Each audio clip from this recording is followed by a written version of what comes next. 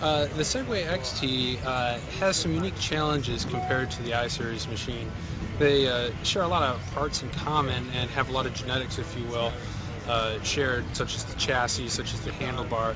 But in terms of the environment that it was designed for, the off-road environment, drops, trails, loose surfaces, there are both mechanical and software differences that the machine has to it has to address or has to in order to fit in the environment, it has to take those challenges on.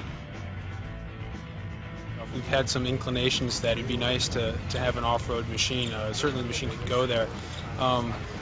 But due to the inherent properties of the tire, the lower pressure, the larger contact patch means greater rolling resistance, and so that essentially drives up the energy consumption of the machine. There's also more rotational inertia with a larger tire and rim, and so just accelerating and deaccelerating we use more energy. So we've had to wait until we had a battery that could actually make it a practical product. Obviously, if we had a battery that you could use with the machine but you can only go a couple miles, really doesn't. You can certainly ride it and do a lot of the things that you can do on today's Segway XT, but it sort of limits the amount of use, of the run time. And so we've always been planning on doing a long-range battery, and it's a really good fit for us to also introduce the Segway XT at the same time. When you see this machine, you say, this is an off-road machine, it should have off-road capabilities.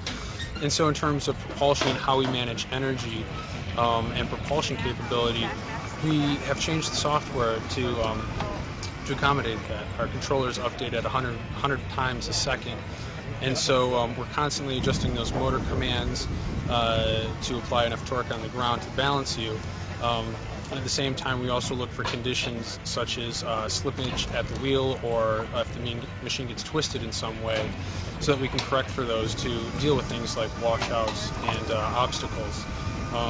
In particular, too, when you're going off an obstacle and the wheels are in the air, you have no contact with the ground, and so we do try to manage what sort of energy we put into the wheels so that you can land on the ground and continue to balance.